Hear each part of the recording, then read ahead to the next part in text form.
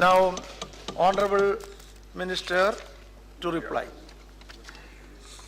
A marathon discussion, I think. सम्माननीय उपाध्यक्ष महोदय, मैं सबसे पहले आभार व्यक्त करना चाहूँगा नेता प्रतिपक्ष सम्माननीय गुलाम नबी आज़ाद साहब का, जिन्होंने संकट जो आज किसानों पर आई है ठीक सही समय पर इस विषय पर चर्चा करने का अवसर सभी सम्माननीय सदस्यों को प्रदान किया है। बड़ी संख्या में सम्माननीय सदस्यों ने इसमें भाग लिया है और किसानों की जो दशा है उस पर गंभीरता से विचार किया है। अब ये बात अलग है कि हम सब लोग राजनीति करने वाले लोग हैं, तो उसका राजनीतिकरण हो जाना स्वाभाविक है, लेकिन हमने कोशिश सब लोगों ने की है कि किसानों की चिंता ईमानदारी से करें। इसके लिए सभी के प्रति मैं आभार व्यक्त करता हूँ। और सबों ने जो चिंता की उसमें अधिकतर सदस्यों ने इस बात का जिक्र किया कि प्रारंभ में आज़ादी के बाद इस देश में सकल घरेलू उत्पाद में कृषि का योगदान 55% था और आज घटकर 13% हो गया। ये अधिकतर सदस्यों की ने इस बात को दोहराया है, तो निश्चित रूप से साबित करता है कि 67 वर्षों की आज़ादी के अंदर जो कुछ हमने किया उसके कारण 55 से 13 पर आए। ये निश्चित रूप से संकट है, कृषि पर है। हम उसके विस्तार में नहीं जाना चाहते। हम सिर्फ जब हम सरकार में आए हैं, हम उस समय से थोड़ी चर्चा जरूर करना चाहेंगे कि मंत्री बनने के बाद जब नई सरकार ये आई थी तो सूखा देश में प्रारंभ हुआ था और दोनों सदन चिंतित था, पूरा देश चिंतित था, सरकार भी चिंतित थी और टेलीविजन पर तो खबरें चलती थी कि भारी अकाल पड़ेगा इस वर्ष, और अब सामान्य से 12% कम बारिश हुई थी। लेकिन हम आईसीआर, राज्यों के कृषि विश्वविद्यालय और कृषि मंत्रालय राज्य का हो या केंद्र का हो, सबने मेहनत किया और मेहनत के बाद 500 से ज़्यादा जिलों का कंटीजेंसी प्लान बनाया और राज्यों को मुहैया कराया कि सूखा के इस समय में हमें किस प्रकार के फसलों का, किस प्रकार के बीजों का इस्तेमाल करना है। राज्य सरकारों ने मेहनत की, केंद्र सरकार ने मेहनत की और माननीय प्रधानमंत्री जी ने भी उस समय बड़ी उदारता से डीजल पर राज्य सहायता, बीज पर राज्य सहायता, चारा पर राज्य सहायता, इसकी घोषणा की। और सबके परिश्रम का परिणाम यह हुआ कि जहां यह अनुमान था कि शायद आधा बुआई भी नहीं हो पाएगा, सिर्फ बुआई में 2% की कमी रही और उत्पादन 3% कम रहा। तो बड़े साहस के साथ राज्य और भारत की सरकार ने मिलकर, देश के किसानों ने परिश्रम कर उस चुनौती का न सिर्फ सामना किया बल्कि उस पर विजय भी प्राप्त किया। अब दूसरा संकट आया अतिवृष्टि का, ओलावृष्टि का। गांव में रहने वाले अधिकतर हम सब लोग हैं, अगर बाहर में पढ़े भी होंगे तो किसान परिवार में ही अधिकतर लोग पैदा लिए हैं, गांव में जाते रहे। अब ये संकट के समय या इसके पहले भी हम देखते थे कि अतिवृष्टि होने से भी भारी नुकसान होता है फसलों। अतिवृष्टि में भी, और खास करके धान के विषय में तो है कि वो धान यदि पानी में गिरता है तो बच भी जाता है, लेकिन गेहूं यदि पानी में गिरता है तो वो नहीं बचता। हम लोग के गांव में है कि धान गिरे सभागा का और गेहूं जो पानी में गिरता है वो अभागा का, मतलब वो नहीं बच सकता। लेकिन अपना जो एनडीआरएफ का जो नॉर्म्स है उसके अंदर अतिवृष्टि आपदा के श्रेणी में आता ही नहीं। और कई और आपदाएं हैं जो राज्यों के अंदर है, वो आपदा के, राष्ट्रीय आपदा की श्रेणी में नहीं। अब राज्य सरकारों के सामने मजबूरी रहती थी। 12 ऐसी आपदा है अभी तक जो राष्ट्रीय आपदा की श्रेणी में, जिसके लिए राज्यों को एसडीआरएफ में पैसे जाते हैं। लेकिन जो स्थानीय आपदा है जिसमें अतिवृष्टि एक महत्वपूर्ण आपदा है, मैं प्रधानमंत्री जी के प्रति आभार प्रकट करना चाहूँगा कि उन्होंने कहा बैठक ली और तय किया कि राज्यों को जो हम पैसा देते हैं एसडीआरएफ में, तो हम एक निर्देश जारी करें कि एसडीआरएफ की जो कुल राशि है उसमें से 20% राशि जो स्थानीय आपदा है, जैसे बिजली गिरने से भी यदि कोई मरता है या अतिवृष्टि से कोई नुकसान होता है, तो जो स्थानीय आपदा है उसको भी राष्ट्रीय आपदा मानकर 20% राशि का इस्तेमाल उसमें कर सकते हैं। दूसरा, ये जो 50% नुकसान पर ही ये सहायता मिलेगी। अब इसका नुकसान क्या था कि जब कर्मचारी खेत में जाते थे तो जिस किसान का 50% नुकसान हुआ है, 49% हुआ है, अब इसके नापने का कोई यंत्र नहीं है, लेकिन 48%, 49% भी जिसका हुआ है उसको ये सहायता नहीं मिलती थी। ये एसडीआरएफ और एनडीआरएफ से सहायता दी जाती है, मुआवजा नहीं है। तो प्रधानमंत्री जी ने कहा कि 33% तक भी जिसका नुकसान होता है उसको ये मुआवजा दिया जाए। वर्षों से ये गाइडलाइन था कि 1 हेक्टेयर तक नुकसान होगा, चाहे आपका जितना नुकसान हो जाए, लेकिन जो सहायता मिलेगा सिर्फ 1 हेक्टेयर के लिए मिलेगा, मान 2.5 एकड़ के लिए मिलेगा। तो उसको दोगुना किया गया। ये 3-4 जो घोषणाएं हैं, इसके कारण राज्यों की भी गति बढ़ी और राज्य भी बड़ी तेजी के साथ इसमें लगा और किसानों को भी थोड़ी राहत मैं इसलिए कर रहा हूं कि उसका जितना बड़ा क्षति हुआ उसका ये मुआवजा नहीं है, ये राहत है, लेकिन राहत महसूस होने लगा। अब जो नुकसान के आंकड़े हैं, जब पहले जो ओलावृष्टि हुई और जो 26 मार्च को रिपोर्ट आए, तो उसमें ये रिपोर्ट आया कि 106 लाख हेक्टेयर में फसलों के क्षति होने का अनुमान है। दूसरा आंकड़ा आया 31/3 को, उसमें आया 113 लाख हेक्टेयर में नुकसान का आकलन, अंदाजा राज्यों ने बताया। फिर तीसरा आया 7 अप्रैल को, जिसमें 85 लाख हेक्टेयर बताया, राज्यों ने बताया। फिर चौथा रिपोर्ट आया 10 अप्रैल को, जिसमें 88 लाख हेक्टेयर बताया। फिर 5वां रिपोर्ट आया 16/4 को, तो उसमें 93 लाख हेक्टेयर बताया। अब ये जब 4 बातें मैं बता रहा था, 4 आंकड़े, तो लोकसभा में और शायद यहां भी किसी के मन में सवाल उठा, हो सकता है कि तो 4 बात बोल रहे हैं, लेकिन मैं नहीं बोल रहा हूं। यदि राजस्थान की सरकार ने जो बताया, सेकंड रिपोर्ट में 45 लाख हेक्टेयर और थर्ड रिपोर्ट में बताया 16 लाख हेक्टेयर, तो स्वाभाविक है 28 लाख हेक्टेयर की कमी हो गई और 113 से वो 85 हो गई। और फिर जो ये 5वां रिपोर्ट जो आया, जो हमने बताया था 93 लाख हेक्टेयर, और आज जब मैं कहूंगा कि अब 189 लाख हेक्टेयर नुकसान हुआ है, तो निश्चित रूप से लोकसभा में मेरे कुछ युवा मित्र जो सब no I am going on detail, तो उस समय सवाल कई लोगों ने उठाया कि आप गलत बोल रहे हैं, एक बार कुछ बोलते हैं, एक बार कुछ बोलते हैं। ये सवाल यहां भी न उठे, इसलिए मैं बताना चाहूंगा कि जो 5वां रिपोर्ट था 93 लाख हेक्टेयर का, वो आज मैं 189 लाख हेक्टेयर इसलिए बोल रहा हूं कि उत्तर प्रदेश ने 16/4 को जो मेमोरेंडम दिया था, उसमें बताया था कि 29 लाख हेक्टेयर में नुकसान हुआ है और 744 करोड़ रुपए का नुकसान हुआ है 16/4 को। और मैंने उस दिन ये बात कही थी, ये रिपोर्ट है 16/4 का। अब 20 तारीख को मैंने लोकसभा में चर्चा की थी, तो सम्माननीय हमारे मित्र नरेश अग्रवाल जी, सदन में चर्चा शुरू हुई तो उन्होंने कहा कि कृषि मंत्री जी गलत बयानी कर रहे हैं और सत्य बोल रहे हैं।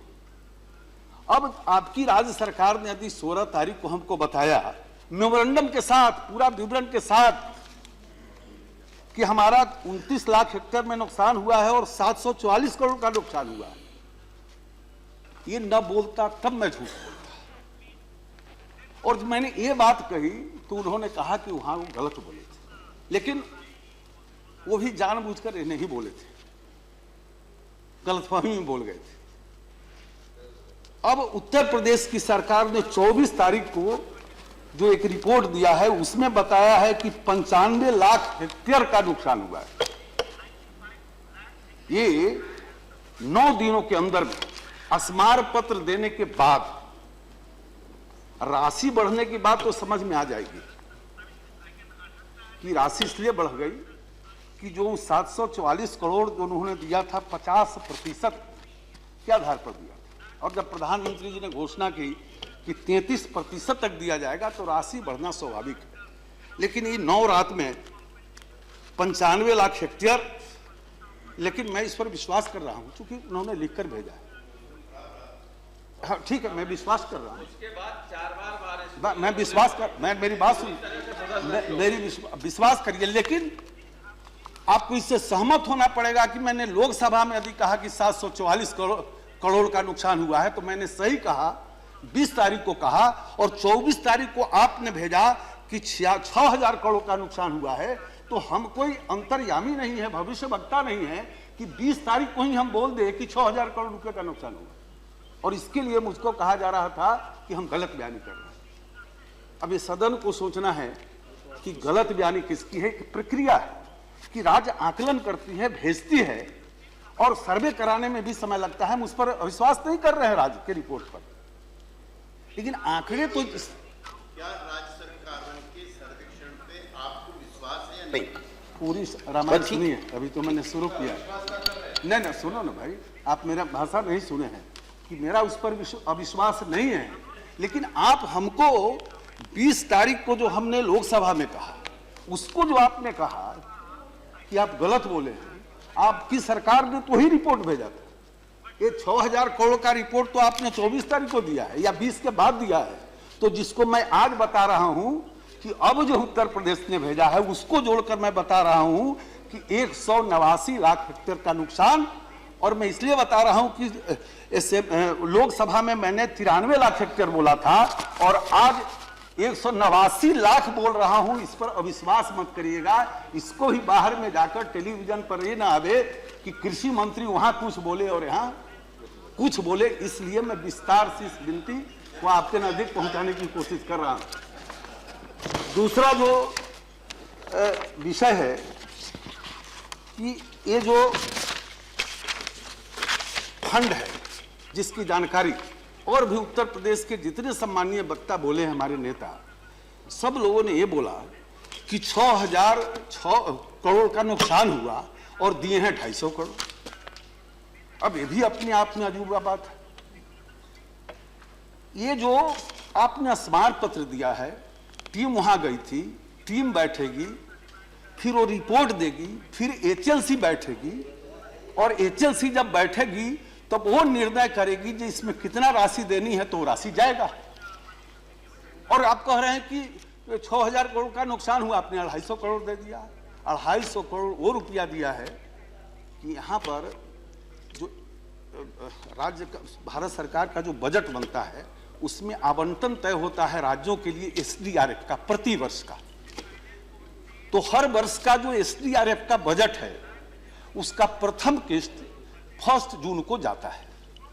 आपदा की घड़ी में हमने गृह मंत्रालय और वित्त मंत्रालय से विनती की कि उत्तर प्रदेश, राजस्थान और जम्मू कश्मीर ने अपना स्मार पत्र दे दिया है। हमारी आपसे विनती है कि 1 जून को जो आप भेजने वाले हैं वो पैसा अभी भेज दीजिए इस वर्ष का। तो वो जो उनका बजट का हर साल जाता है भारत सरकार की ओर से, वो राशि गई है।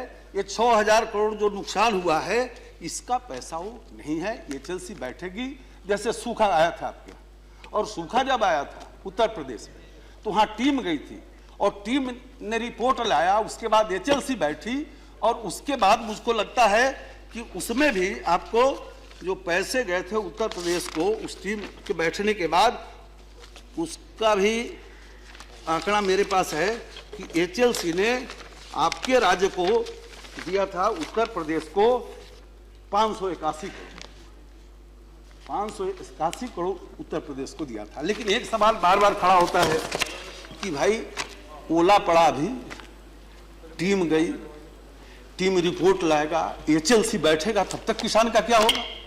ये सवाल उठना स्वाभाविक है। लेकिन हम सबको पता है कि हर साल राज्यों का एसटीआरएफ का फंड होता है, उसके पास वो मौजूद रहता है और कोई आपदा आने पर उसका इस्तेमाल वो कर सकता है। फिर जिस राज्य के पास यदि वो खर्चा हो चुका है तो कंटीजेंसी फंड होता है जिला के अंदर। मैं अभी गया था भूकंप पे, अभी जो चक्रवात आया तो बिहार के मुख्यमंत्री जी साथ गए थे और साथ गए थे और उधर से उनको दिल्ली आना था और मुझको पटना आना था। तो भी पटना हम दोनों एक ही जहाज में आए और आधे घंटे में अपनी कैबिनेट की बैठक की और कंटीजेंसी फंड का 1700 करोड़ रुपया निकालकर। तो ये सवाल जो खड़ा होता है कि हमारे सम्मानीय गुलाम नबी आजाद साहब हैं, उनको पूरा इसका तजुर्बा हो गया, या हम लोगों में से कई लोग इस व्यवस्था से जरूर परिचित होंगे, तो उसके कारण रुकावट नहीं होता है। लेकिन पहली बार ऐसा हुआ कि आपदा जब भी आई है तो उसमें ऐसा होता है कि राज्य का स्मार पत्र आता है, लंबा समय लगता है राज्य को भी वो सब गणना वगैरह करना, रिपोर्ट ठीक से बनाना पड़ता है, नहीं तो फिर उसको पैसा ज़्यादा नहीं मिल पाता है। तो इसलिए अपना आंकड़ा वगैरह ठीक से इकट्ठा करता है। उसके बाद यहाँ से अंतर मंत्रालय टीम जाती है जिसमें गृह मंत्रालय, वित्त मंत्रालय और कृषि मंत्रालय का टीम होता है। इस बार पहली बार ऐसा हुआ कि 16 मार्च को ही हमने अपने एक एक अधिकारियों को सारे राज्यों में भेजा और राज्य के अधिकारियों के साथ मिलकर वो गणना शुरू हो गई। राज्य सरकारों ने भी तेजी देखा और सारे मंत्री गए सभी राज्यों में। मैं खुद महाराष्ट्र में गया था, हिमाचल में गया और हिमाचल में मुख्यमंत्री जी थे, रेवेन्यू मिनिस्टर थे, कृषि मंत्री थे और सब लोगों ने खड़ा होते यही बात शुरू किया कि पहली बार आपदा के तुरंत बाद कोई मंत्री वहां से आए हैं। नहीं तो जब स्मार पत्र जब हम भेजते थे हम लोग तब कोई अधिकारी आता था। मतलब पहली बार ये हम ये नहीं कह रहे हैं कि इसके कारण वहां बहुत कुछ हो गया होगा, कम से कम संवेदना के लिए पहली बार पहुंचना, इसको राज्य सरकारों ने ही माना। और सिर्फ गए तो बैठक करके नहीं आए, गांव में घूमे। हम स्वयं 12 गांव में गए थे, नासिक में बता भी रहे थे वहां के। नहीं देखो, कुछ विषय अभी हम कुछ दूसरी दिशा में नहीं जाना चाहते। हम चाहते हैं कि एक बार हम सब मिलकर इस स्थिति को समझें। राजनीतिक बात आपने की है, हम भी करेंगे, सुनिए ना, हम भी करेंगे, रुको भाई, हम भी करेंगे। लेकिन पूरा का पूरा किसान के नाम पर राजनीति करेंगे ना, थोड़ा करेंगे, हम भी करेंगे, रुकिए भाई, रुको थोड़ा, हम भी करेंगे जरूर। लेकिन अभी जो फैक्ट है वो आ जाए सामने। तो इस प्रकार से राज्य भी एक्टिव हुआ है और राज्यों ने भी, ऐसा नहीं कि कौन राज्य सरकार संवेदनशील नहीं है, चाहे किसी पार्टी की सरकार हो, सभी राज्य सरकारें अपने ढंग से। अरे एनडीआरएफ में पहले जो इसमें मरते थे लोग, उनको कितना दिया जाता था? 1.5 लाख दिया जाता था। मैं 2 दिन था भूकंप में, अपने इलाके में था, नेपाल से सटा हुआ मेरा गांव है और सबसे ज्यादा भूकंप में यदि हिंदुस्तान में मरे हैं तो मेरे जिला में लोग मरे हैं, 12 मौतें हुई हैं। और जब उसको 4 लाख का चेक किसी परिवार को मिला है, अब गांव के लोग इकट्ठा होकर देख रहे हैं कि भाई तो पहली बार ऐसा हो रहा है, पहले 1.5 लाख मिलता है। और राज्यों को भी इसमें करना चाहिए। देखिए, इसमें राजनीति नहीं होनी चाहिए। आप उत्तर प्रदेश सरकार को देखिए, उत्तर प्रदेश की सरकार अपनी ओर से भी वो पैसा दे रहा है, 3 लाख उसमें और दे रहा है। हम सब लोग मिलकर विचार करें। अभी कृषि में निवेश की बात कर रहे थे, योजना में कटौती की बात कर रहे थे। ये जो 14वें वित्त आयोग के कारण यदि बिहार को पहले 36,000 करोड़ मिलता था और आज 50,000 करोड़ रुपया मिल रहा है, तो ये 14,000 करोड़ रुपया किस काम के लिए मिल रहा है? इसको भी तो विभिन्न योजना में राज्य अपना बजट बनाएगा, उसमें उसको लगाएगा जी।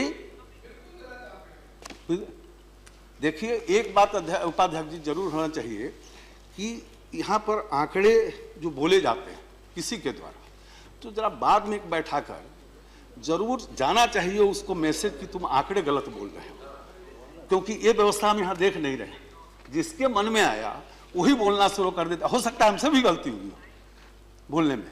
तो एक व्यवस्था ये जरूर रहे ताकि हम लोग सुधार करने में सुविधा हो। सर, द पॉइंट इज, माननीय मंत्री जी से मैं इतना अनुरोध करूंगा, ये बात सही है कि केंद्र के करों के जो आवंटन हुआ है जिसमें बढ़ोतरी हुई है, लेकिन उतनी ही कमी जो है सेंट्रल असिस्टेंस के राशि में कम कर दी गई है। और यदि आप परसेंटेज देखेंगे जीडीपी का तो कम मिल रहा है राज्य सरकारों को। सर ये जो 14वें वित्त आयोग, मैंने बताया कि 13वें वित्त आयोग में जो उनको पैसा मिला है उसकी तुलना में 14वें वित्त आयोग के मुताबिक ज्यादा मिला है। मैं फिर कहना चाहूंगा अध्यक्ष उपाध्यक्ष जी के माध्यम से सदन को कि मैं इसमें मदद करूंगा। यदि किसी राज्य को लगता है कि 13वें वित्त आयोग में जो मिल रहा था वो ज्यादा था, 14वें वित्त आयोग में कम मिल रहा है, तो भारत सरकार को पत्र लिखे वित्त मंत्री जी को, और मैं कोशिश करूंगा कि 14वें वित्त आयोग के मुताबिक नहीं 13वें वित्त आयोग के मुताबिक को दिया जाए। अभी ऐसा किसी को लगता है, अभी किसी को लगता है। बात का है कि एग्रीकल्चर बजट में कमी हुई है, जहां एक तरफ रिसर्च में कमी हुई है, वहीं कृषि से के संबंधित जो सेंट्रली स्पॉन्सर्ड स्कीम्स है उनमें कमी हुई है, सेंट्रल असिस्टेंस में कमी हुई है। तो प्रतिशत, पूरे जीडीपी के प्रतिशत में राज्यों को कम पैसा मिल रहा है। मेरा विषय बहुत साफ है, फिर सुनिए कि किसी राज्य को यदि लगता है कि 13वें वित्त आयोग में हमको ज्यादा मिलता था और 14वें वित्त आयोग में कम मिला, तो नहीं आप बोलने दीजिए, दूसरे को ही बोलने दीजिए, और लगता है उसको कि 14वें वित्त आयोग ने मेरा राशि कम कर दिया, वो भारत सरकार को लिखे। मैं अपनी ओर से पूरी कोशिश करके 14वें वित्त आयोग वाला बंद करा के 13वें वित्त आयोग की पैसा जाएगा। दिग्विजय बाबू, यदि ऐसा है तो मेरा विषय दूसरा था महोदय, मेरा विषय दूसरा था जी, मेरा विषय दूसरा है सर।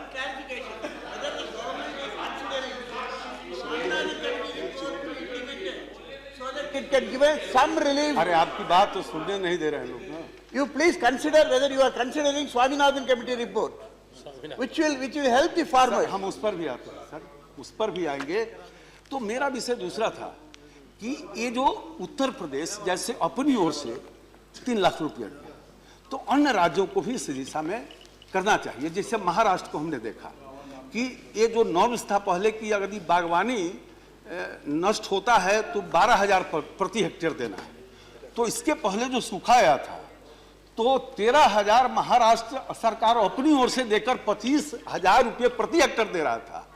और आज भी उत्तर प्रदेश जिसको नॉर्म्स बदलने के बाद सिंचित जमीन को 9 के बदले 13.5 हुआ है, तो वहां की सरकार अपनी ओर से भी उत्तर प्रदेश की सरकार दे रही है। मेरा विषय ये है कि राज्यों के पास भी बजट होता है और उसका भी उपयोग होना चाहिए, और भारत सरकार से भी बढ़ाए गए हैं, सारे बढ़ाए गए हैं। दिग्विजय बाबू, आपके ध्यान में होगा कि पहले 50% तक मिलता था मुआवजा, मरने वाले को 1.5 लाख ही मिलता था, अब 4 लाख मिल रहा है।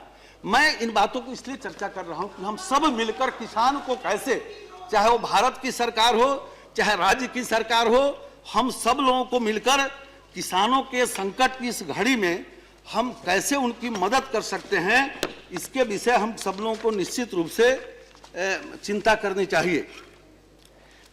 दूसरी चिंता कि कृषि के क्षेत्र में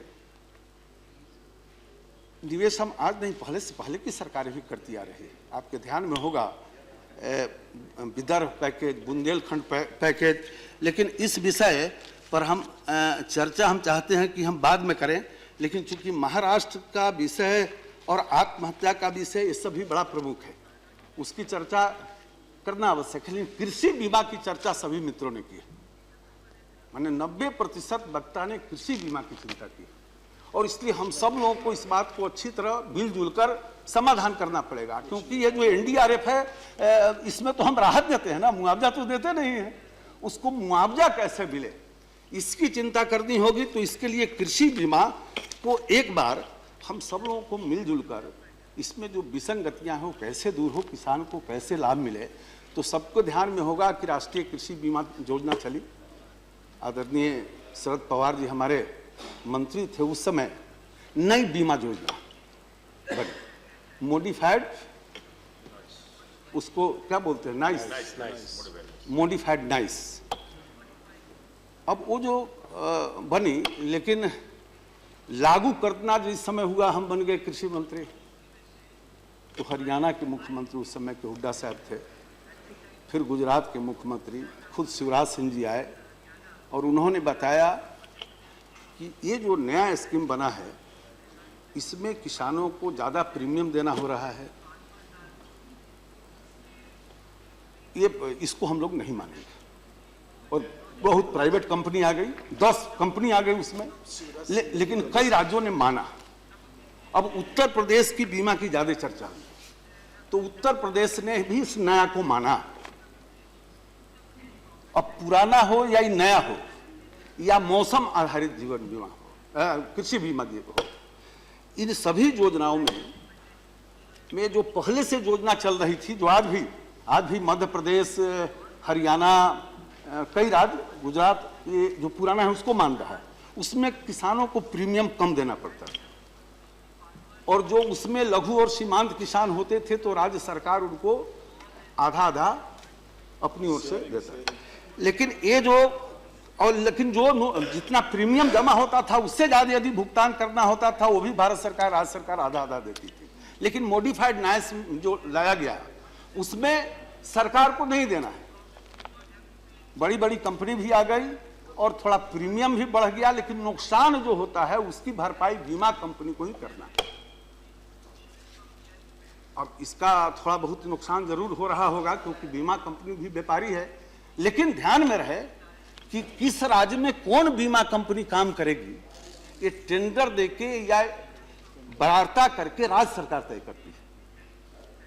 राज्य लाइसेंस भारत सरकार दिए, लेकिन कौन बीमा कंपनी हमारे राज्य में मौसम आधारित कृषि बीमा या मॉडिफाइड कृषि बीमा योजना, तो ये राज्य सरकार को तय करना है। फिर जो मैपिंग का एरिया होना चाहिए वो तहसील होना चाहिए, ब्लॉक होना चाहिए या 10 किलोमीटर होना चाहिए, दिग्विजय वो सब आपके ध्यान में होगा, ये भी उनको तय करना है। और मौसम आधारित बीमा में जहां जहां वो 10 किलोमीटर तक कुछ कर सकते हैं उसी के लिए मौसम बीमा से राज्य सरकार एग्रीमेंट करती है, और जहां उनके यंत्र नहीं होंगे वहां नहीं करती है राज्य सरकार। और कौन कौन फसल का करना है भी राज्य सरकार करती है। भारत सरकार को यदि कोई अंश देना है तो अंश देती है। तो कुल मिला जुलाकर बीमा के अंदर विसंगतियां इतनी हैं सर कि किसानों को ठीक से लाभ नहीं मिल पाता है, और इसीलिए जब सरकार में हम आए,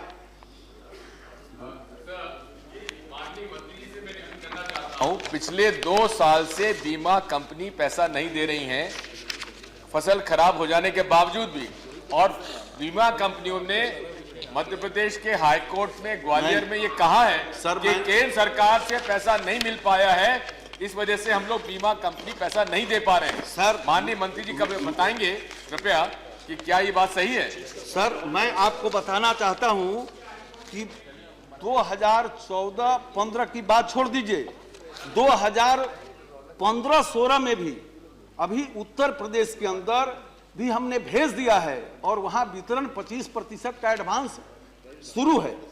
मैं ये 14-15 का किसी राज्य का बकाया नहीं है, बल्कि राज्य सरकार देरी करती है, इसके कारण विलंब हो सकता है। मध्य प्रदेश हाई कोर्ट में इंश्योरेंस कंपनीज का बयान की कॉपी मैं आपको दे दूं? सर मेरी भी कॉपी ले लीजिए कि हमने सबको पैसा भेजा है अपना अंश। या तो इंश्योरेंस कंपनी गलत बोल रही है या आप क्या कॉपी ले लीजिए मेरा कि किसी का बकाया नहीं है। और इवन अभी जो बेमौसम बारिश आई, हमने सबको कहा कि 25% भुगतान करो, अंश हम अपना दे दिया है, और जो मौसम आधारित बीमा है उसको 45 दिन के अंदर देना है। अगर ये दोनों काम बीमा कंपनी ठीक नहीं कर रही है, राज्य सरकार हमको रिपोर्ट करेगी तो हम उसका लाइसेंस कैंसिल कर सकते हैं, लेकिन राज्य सरकार बताएगी हमको कि ये बीमा कंपनी ठीक काम नहीं कर रही है। इसके बाद महोदय जो न्यूनतम समर्थन मूल्य का सवाल है, न्यूनतम समर्थन मूल्य, एक बार घोषणा पत्र की चर्चा बहुत हो रही थी, आपके ध्यान में होगा कि जो 2004 में किसान आयोग बना था,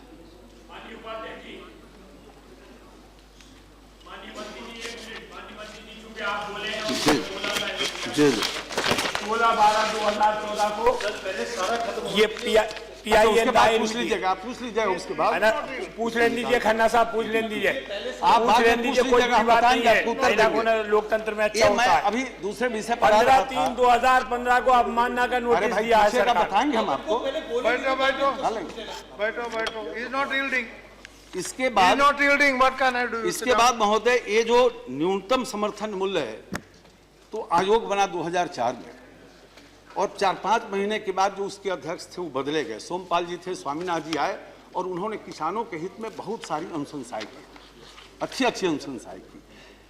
लेकिन 2007 में जो सरकार थी, उनके सभी अनुशंसा को नहीं माना, और इस अनुशंसा को भी नहीं माना कि उनको लाभकारी मूल्य 50% मिलना चाहिए। किसान नीति में नहीं माना।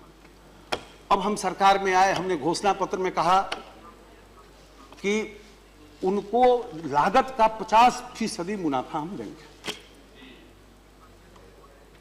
10 साल, एक तो पहले आपने इस सिफारिश को माना नहीं, जो स्वामीनाथन जी ने सिफारिश की थी, किसान नीति बनाते समय आपने माना नहीं, और 10 बरस तक चिंता नहीं की, और आज 10 महीने में हमको कहते हैं। तो आपको जानकारी मैं देना चाहता हूं कि हमने एक तरफ लागत कैसे कम हो, इसके लिए भी हमने योजना शुरू कर दी, हम उस पर आएंगे, और समर्थन मूल्य भी बढ़ाएंगे। अभी तक का रिवाज यही रहा है कि जो आयोग है वो जो देता है उसी को आप लागू करते रहे हैं, और हमारा तो एक आध अभी लागू किए होंगे, 10 महीना अभी हुआ है। आप 10 साल के बाद को स्मरण करिए, लेकिन हम इसको राजनीति में नहीं ले जाना चाहते।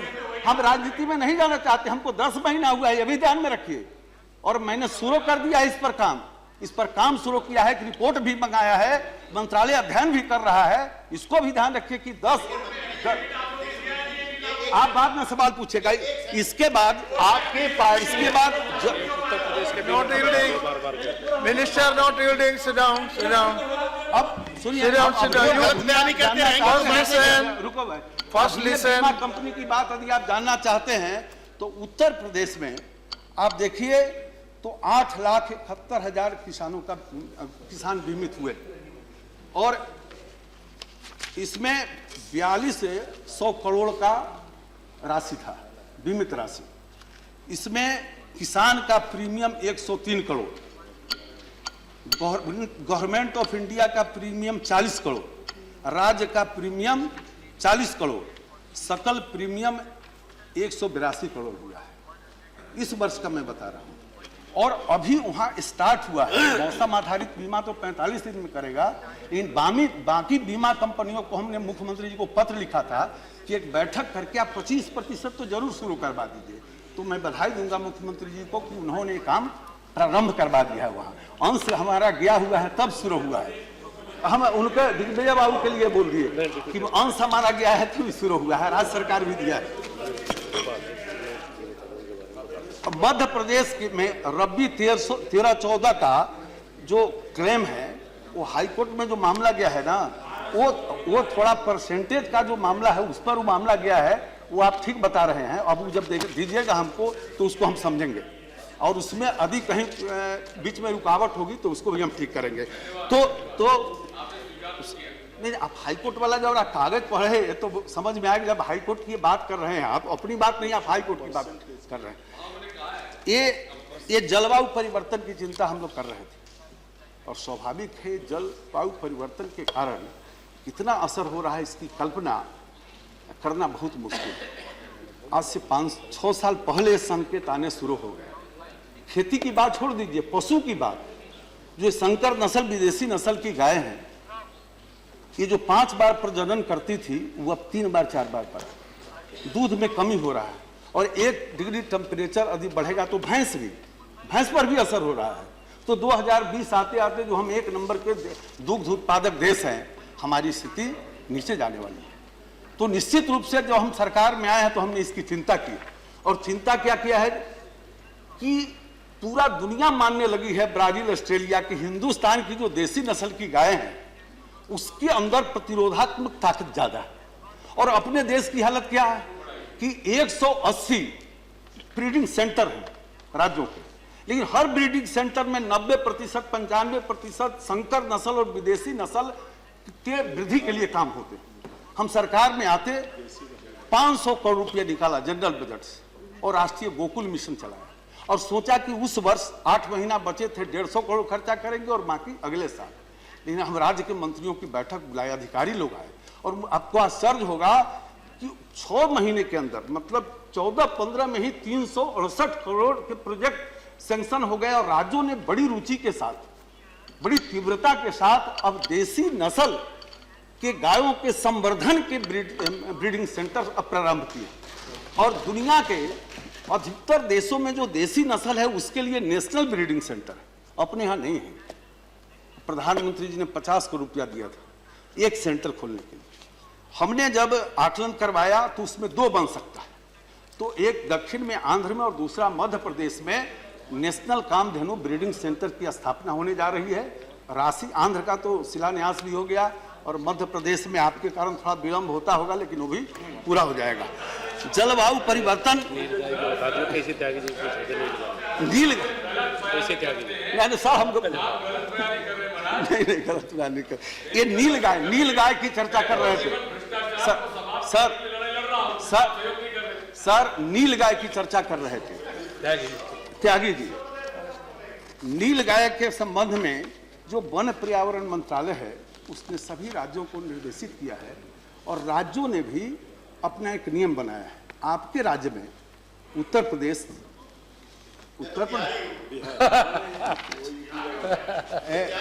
देखिए नाटक में पात्र कोई बनता है तो बहुत कुशल आदमी है तो नाटक करते वक्त लोग को भ्रम में रखता है, लेकिन उसके बाद लोग समझ जाता है जी फलना व्यक्ति। इसलिए आप उत्तर प्रदेश के हैं और उत्तर प्रदेश के हैं और उसमें बहुत साफ स्पष्ट है कि सरकार को निर्देशित और सरकार ने भी जिला स्तर पर एक कमेटी बनाई है जिसमें जिला पदाधिकारी को अध्यक्ष बनाया है और इस स्तर पर वहां पर एक व्यवस्था है कि यदि किसी का फसल नुकसान करता है तो उसको परमिट दिया जाता है मारने का, लेकिन अगर 15-20-30% तक अधिक फसल नुकसान कर रहा है तब मारने का परमिट नहीं देता है। 70% से ज्यादा यदि करता है तो उत्तर प्रदेश की सरकार परमिट देती है और राज्यों के अंदर उसने एक व्यवस्था बनाई है।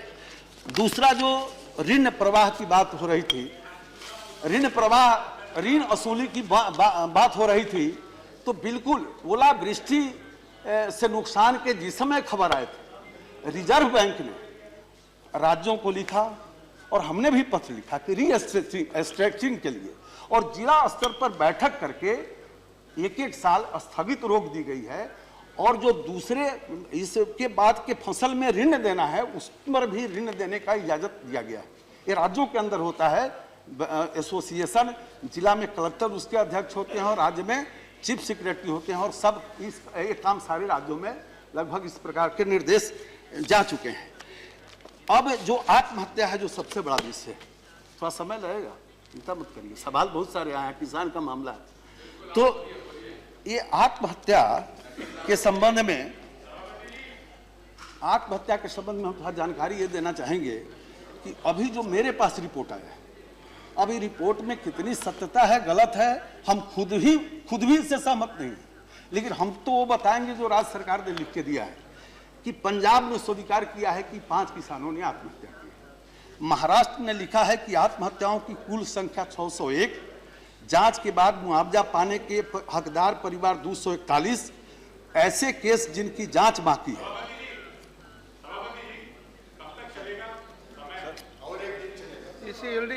नहीं सर, हम तो अभी 15 मिनट समय लेंगे, 15-20 minute. Yes. Okay. But yes, thank you for reminding me that it is 6 p.m. But the morning we have decided, we will after discussion is over, we will take up the bills also. So let us extend up to what time? Up to 7 p.m. What is your view? Sir इसमें माननीय मंत्री जी का reply खत्म होता है तो application जो railway का है उसमें 12 घंटे हम ऑलरेडी डिस्कस कर चुके हैं उसके अलावा भी माननीय That is half an hour. हाँ, हाफ एन आवर में हम ये प्रिपरेशन कर सकते हैं और पेमेंट एंड सेटलमेंट की भी सिलेक्ट कमेटी चर्चा कर चुकी है। Okay, but we have half to, an hour में we have to extend then in any. हमारे यहाँ था कुछ हाँ, हाफ एन आवर Yeah. मतलब आपको Yes. Seven See, there is already the decision of the BSc that we will sit beyond 6 p.m. So now let us decide up to 7 p.m. तो Okay, Punjab sir Punjab Yes, ने so बताया up है to कि 7 5 PM. किसानों ने आत्महत्या की है। जो 15-20 मिनट चलेगा। बोलिए बोलिए. How many more minutes you want? Sir 20-25 minute. ये Eh? My God. सर बहुत बड़ा विषय है, किसान का सवाल है सर। ये तो पंजाब ने चिट्ठी भेजी है, रिपोर्ट भेजी है, उसमें उसने स्वीकार किया है कि 5 किसानों ने आत्महत्या की है। महाराष्ट्र ने आत्महत्याओं की कुल संख्या 601 बताई है और जिसमें 259 का वो जांच कर रहा है कि किस कारण से हत्या किया है। 241 को उसने मुआवजा दिया है। इसी प्रकार से उत्तर प्रदेश की सरकार 601 की उन्होंने जानकारी दी है। मैं इसको 607 नहीं बोल सकता हूं, मुझको विश्वास नहीं है इस पर। मुझको मेरी बात नहीं, ये गलत फिगर है।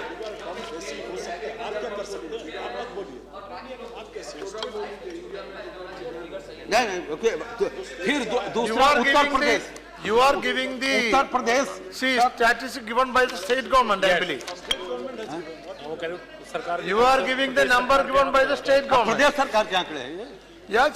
प्रदेश सरकार के Whatever आंकड़े is में given पढ़ रहा by हूं state governments only. और मैं ये भी कह रहा हूं Mr. Dardaji, और तो no सुनो, point in disputing. Sit down. No, please. आप सुनो Dardaji, और no, please. उत्तर प्रदेश ने This is not the time to dispute the, Uttar see Pradesh the number. ne- He is giving the number given by the state government. sir. If you think it is wrong, later you can correct it. भाई मैं There अपनी is a बात way भी of- बाद में बताऊंगा, Proceed. तो जो रिपोर्ट है वो तो सुन लो भाई। या बोलिए बोलिए हम अपनी राय भी तो बताएंगे। इसी प्रकार बोलिए but brief be brief also. Uttar Pradesh ने लिखा है वुमेन लाइफ्स लॉस्ट, ये शब्द है उनका 70। और बाकी राज्यों ने जो पत्र भेजा है उसमें कहा है कि मेरे यहां कोई नहीं हुआ है। लेकिन मैं इन आंकड़ों से सहमत नहीं हूं और इसलिए नहीं सहमत हूं कि मैं घूम रहा हूं, अखबार देख रहा हूं, बड़े पैमाने पर किसान आत्महत्या कर रहे हैं। लेकिन एक बात मुझे जरूर आश्चर्य लगा, तिवारी जी यहां बैठे हुए हैं।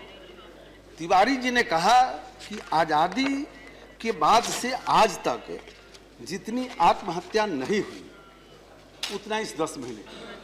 तिवारी जी, हम सब लोग मैथमेटिक्स जब कॉलेज में जाते हैं तब अलग अलग विषय होता है। आर्ट्स पढ़ते हैं तो मैथमेटिक्स नहीं पढ़ना पड़ता है, लेकिन बचपन में तो सबको मैथमेटिक्स पढ़ना पड़ता है। तो 2006 से लेके 2013 तक का आंकड़ा मेरे पास है। ये 3-6-2-8 नहीं, पूरे देश का है सर, 8 साल का।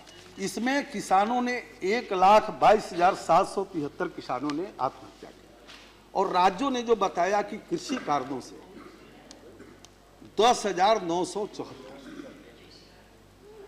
तो मैं समझता हूं कि आप भावना में बोल गए होंगे।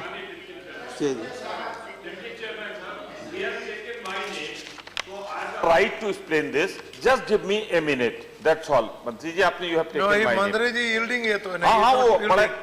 बड़े अच्छे आदमी। Are you yielding? Are you yielding? Just a minute. Just नाम दिया है, पूछ रहे हैं।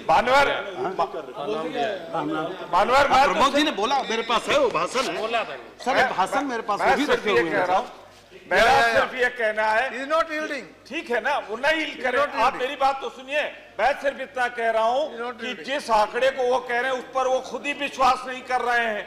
वो कह रहे हैं आई डोंट ट्रस्ट दिस। जब उनको अपने आंकड़े पर विश्वास नहीं तो मेरे आंकड़े को कैसे गलत कह सकते हैं? No, no, no. मैं सिर्फ कहना चाहता हूँ कि मोदी सरकार के no, आने के please. बाद, इनकी सरकार No, आने के तिवारी जी बाद बैठिए, he is देश not में yielding. जितने किसानों ने आत्महत्या की है सुनिए, उतनी आजादी के बाद कभी नहीं This हुई। is not need. No need of this kind of discussion. Please. Tiwari ji के बात से सहमत होकर मैं आजादी से लेके मोदी जी के आने तक की बात छोड़ दूं, सिर्फ 6 बरस का भी बोलूं कि 6 बरस में 1,22,000 किसान ने आत्महत्या की और मोदी जी के आने के बाद 1,23,000 किसानों ने आत्महत्या की, तो इससे बड़ा मजाक का विषय दूसरा कोई नहीं बनेगा। इसलिए मैं ऐसा नहीं बोल सकता हूं, ऐसा नहीं बोल सकता। महोदय, महाराष्ट्र पर बड़ी चर्चा होती है। अब ये महाराष्ट्र में हम 3 साल का बता रहे हैं, 11, 12, 13, 3145 देश भर में कृषि कारण से, वो आंकड़ा ठीक है, विश्वास के जो नभी हम मानते हैं, लेकिन जो आंकड़े हैं जिसमें महाराष्ट्र में 2000 देश भर में। अब कुछ मित्रों ने कहा है, Not allowed. I'm not allowing. कुछ मित्रों ने कहा, Mr. Minister, कि you under इसका the chair. Don't listen to उपाय में anybody. हमारे कुछ मित्रों ने कहा कि ऋण माफी इसका उपाय है, और कुछ मित्रों ने कहा कि बड़ी राज्य सहायता। हम इन दोनों से सहमत हैं, लेकिन मैं दोनों के विषय में बताना चाहता हूं कि ऋण माफी के बाद भी ये आत्महत्याओं का दौर नहीं रुका। दूसरा कि बड़ा राज्य सहायता करने के बाद भी नहीं रुका। उदाहरण के लिए मैं बताऊंगा कि सिर्फ 10 साल में महाराष्ट्र में कितना राशि गया। सर जरूर हम बताना चाहेंगे, इससे समझने में 2003 में विदर्भ विकास के लिए 763 करोड़, 2005 में किसान हत्या रोकने के लिए 275 करोड़, फिर 2006 में प्रधानमंत्री ने 3750 करोड़ रुपए का पैकेज दिया। इसी साल मराठवाड़ा विकास के नाम पर उस राज्य के तिजोरी से 35 करोड़, 2008 में केंद्र ने किसानों का 9,868 करोड़ रुपए का कर्जा माफ किया। इसी साल कर्ज माफी से बाहर रहे किसानों के लिए सूबों ने 6,000 करोड़ रुपए के कर्ज माफ किए। 2009 से मराठवाड़ा विकास के लिए 5,000 करोड़, कोंकण विकास के लिए 5,332 करोड़, खानादेश विकास के लिए 6500 करोड़, फायन तूफान पीड़ित के लिए 1,000 करोड़, फिर सूबे के खजाने से 2011 में कपास, धान, सोयाबीन किसानों को 2,000 करोड़ रुपया, 2012 में मौसम बरसात प्रभावित किसानों को 1,200 करोड़ रुपये, 2013 में अकाल पीड़ित किसानों को 4,500 करोड़ रुपये, और अभी अभी हमने दिया है 2,000 करोड़ रुपया सूखा में। मेरा विषय यह है कि एक दूसरा पक्ष भी ध्यान में लीजिए। दूसरा पक्ष यह है कि आजादी के 68 बरस बाद भी हम खेत को पानी नहीं पहुंचा सके। अध्यक्ष महोदय, आज पूरे देश के अंदर यदि 45% सिंचित भूमि है और पंजाब के अंदर 98% है, तो 98% जहां सिंचित भूमि है उसकी उत्पादकता प्रति हेक्टेयर 4 टन, और पूरे देश का 45% है और महाराष्ट्र का 16% जमीन सिंचित है और उसकी उत्पादकता प्रति हेक्टेयर 1 टन के बराबर है। खेत को हम पानी नहीं पहुंचा सके और हजारों हजार करोड़ रुपया खर्चा आपने किया, और जिस राज्य में किया वहीं पर यह हालत है। मतलब या तो उस रुपये का ठीक से उपयोग नहीं हुआ। अब हम सबको मिलजुल कर, जब तक देखिए हिंदुस्तान है, बड़ा देश है, यहाँ 225 करोड़ लोग रहते हैं। इटली छोटा देश है, हिंदुस्तान में 225 करोड़ लोग रहते हैं। यहाँ जब तक हर खेत को पानी नहीं मिलेगा, तब तक हर हाथ को काम नहीं मिलेगा, हर किसान के घर में पैसा नहीं होगा, आत्महत्या की स्थिति आती रहेगी। मित्रों, में एक बड़ा कदम है कि हर खेत को पानी, यदि किसान की खुशहाली चाहते हैं तो पहला यही सब कुछ नहीं है, लेकिन एक प्रथम कर्तव्य हमारा होना चाहिए था कि हम सब खेत पर पानी पहुंचाए। और किन्होंने चर्चा की कि इस मद में क्या किया।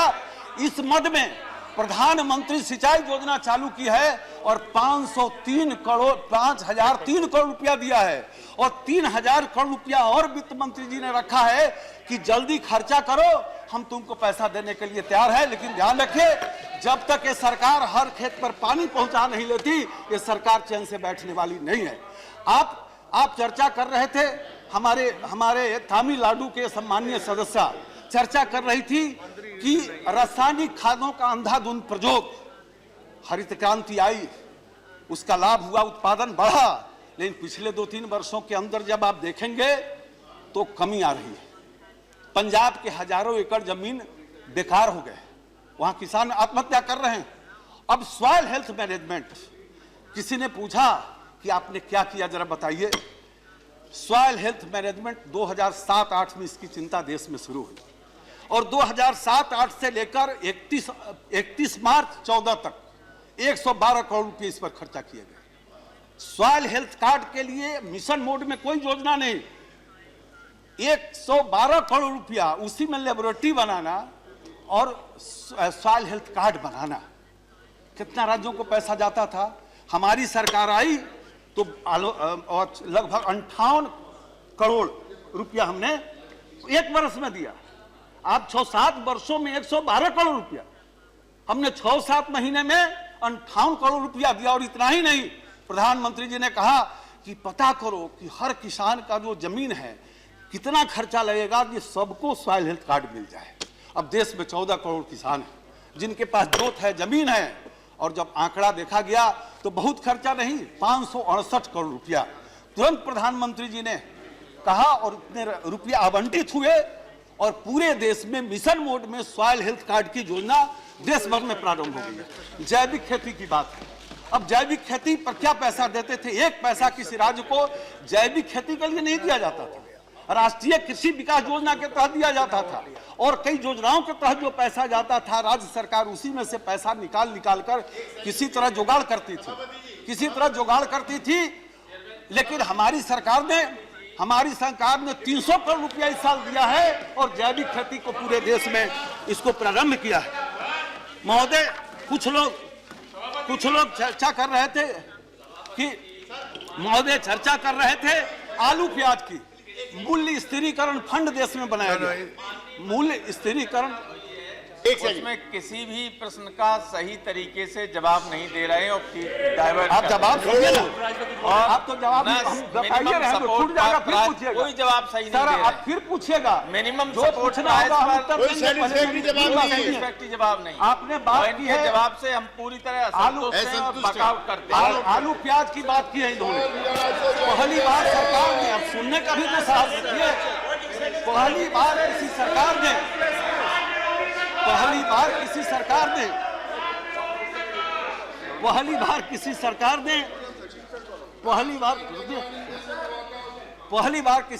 ने मूल्य स्थिरीकरण फंड बनाया है। हमने राज्यों को पत्र दिया है कि कहीं भी लगता है कि आलू प्याज के यदि दाम में बढ़ोतरी होने वाली है, प्रोजेक्ट बनाकर भेजो, हम पैसा देने के लिए तैयार हैं। बाजार हस्तक्षेप योजना है, उसके लिए हमने राज्य सरकारों को पत्र लिखा है कि यदि उत्पादन 10% ज्यादा हो और दाम में 10% की कमी आती है, तुम प्रोजेक्ट प्रपोजल दो, हम उसमें भी तुम्हारी आधी मदद करने के लिए तैयार है। महोदय, जो लोग बात कर रहे थे, एक माननीय सदस्य बात कर रहे थे कि ये सरकार देशद्रोही है, ये सरकार देशद्रोही है। मैं पूछना चाहता हूं कि 1962 में जब चीन ने देश पर आक्रमण किया था तो इस देश में किस पार्टी के 5000 नेता और कार्यकर्ता जेल में बंद कर दिए गए थे? क्यों बंद किए गए थे? देशद्रोह के आरोप में बंद किए गए थे। और वैसे नेता बोलते हैं कि भारतीय जनता पार्टी की सरकार देश विरोधी है। मैं जब गांव में रहता हूं और मुझे पता है मैं राजनीति में नहीं आता, लेकिन 69 में जो हम छोटे छोटे किसान हैं, हमारे खेतों में जाकर लाल झंडा गाड़ के हमारे फसलों को काट कर ले जाते थे लाल झंडा गाड़ कर। और उस मजबूरी में राजनीति में जो किसानों के खेत लूटते रहे, आज अब किसानों के हित में बात करते हैं। जो राजनीतिक दल दूसरे देश की मदद करता था, वैसे नेता जब देश में सदन में इस ढंग की बात करते हैं और देश की जनता जब सुनती होगी तो शर्मसार हो जाती होगी कि ऐसे लोग के मुंह से ऐसी बातें भी निकल सकती है जो किसान विरोधी है और जो देश के खिलाफ जिन लोगों ने काम किया। देश की जनता अच्छी तरह देख रही है और जजमेंट करेगी कि बोलने वाले के बात में कितना दम है। देश की जनता ये भी देख रही है कि ये जो विषय है प्रधानमंत्री जी की बात है।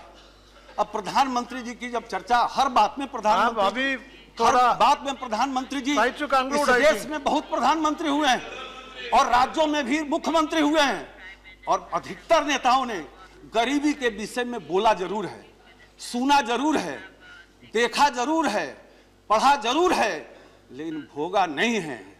देश का सौभाग्य है कि आज देश का एक ऐसा प्रधानमंत्री बना है जिसने गरीबी को भोगा है। और जो गुलाम नबी आजाद साहब ने गुलाम नबी आजाद साहब ने बहुत अच्छी बात की भाखड़ा कनाल का, भाखड़ा डैम का, और उसमें पंडित जवाहरलाल जी का आपने नाम लिया। और जब पंडित जवाहरलाल जी का नाम लिया तो देश के हमारे सर्वाधिक लोकप्रिय नेता थे और दुनिया के नेता थे, देश के नेता नहीं थे, दुनिया के नेता थे। और मुझको स्मरण आ गया, आपके कारण स्मरण आ गया कि प्रधानमंत्री जी जब देश आजाद हुआ था तो आजादी के बाद ओडिशा में हीराकुंड बांध की नींव का पहला पत्थर तत्कालीन प्रधानमंत्री जवाहरलाल नेहरू जी ने 12 अप्रैल 1948 को रखा था। और विस्थापित किसानों ने जब विरोध किया तो नेहरू जी ने कहा कि अगर आपको कष्ट हो रहा है तो देश के लिए कष्ट उठाना चाहिए। नेहरू जी ने ही भूमि अधिग्रहण को न्यायिक समीक्षा से बाहर रखा। मैं अपनी बात नहीं कर रहा हूं सर, 23 तारीख के अखबार में संजोग से पढ़े और आपने बोला था, देखिए उन्होंने देश के लिए बहुत किया। भाई नहीं मिसकोट नहीं कर, मैं बता रहा हूं कि उन्होंने देश के लिए इतना बड़ा काम किया। मेरी बात नहीं सुनोगे, अब आप बाद में पूछना भाई। आप सूट बूट की बात करते हैं, और आजादी के बाद से लेकर 13 तक, आजादी के बाद से ले 13 तक इस सूट बूट वाले को किसने जमीन दिया? और सूटकेस वाले को किसने कोल ब्लॉक का आवंटन दिया? सुनो ये सूट बूट वाले को किसने दिया? प्लीज। और आज जब किसान की बात आती है, उसके गांव की बात आती है, सड़क बनाने की बात आती है, स्कूल बनाने की बात आती है, गरीबों के घर बनाने की बात आती है, तो आपको सामाजिक प्रभाव के आकलन की चिंता होती है। और कोल ब्लॉक में हजारों एकड़ जमीन जब आप देते हैं तो सामाजिक मिस्टर मिनिस्टर, सवाल नहीं कैन यू यील्ड 1 मिनट? राजनीति से अलग मिस्टर मिनिस्टर 1 मिनट होगी, राजनीति से अलग मिस्टर मिनिस्टर चर्चा करनी पड़ेगी। Mister RS. शर्मा जी, राजनीति नो प्लीज, किसान के नाम पर राजनीति, मिस्टर मिनिस्टर, ठीक है, दुकानदारी बंद हो रही है। मिस्टर इसके मिनिस्टर, कारण इस ढंग का मिस्टर मिनिस्टर महोदय, सुनो, मैं अंत में नो प्लीज महोदय, mister minister, as well as this side should know there are 2 bills to be मैं passed. आपके माध्यम से सनू से विनती करना चाहूंगा कि आप राजनीति मत करिए। किसान का सवाल है, मिलजुल कर इसका समाधान करिए। आप राजनीति करेंगे तो स्वाभाविक है किसान के हित टकराएंगे, किसान का नुकसान होगा। इसलिए आपके माध्यम से हमारी विनती है सदन से और देशवासियों से भी कि हम सब मिलकर देश के किसानों की समस्या हल करें। मोदी जी और उनकी सरकार किसानों के साथ खड़ी है और हम पूरी ताकत के साथ आने वाली संकटों और चुनौतियों का न सिर्फ सामना करेंगे बल्कि उस पर विजय भी प्राप्त करेंगे। इन्हीं शब्दों के साथ बहुत बहुत बधाई।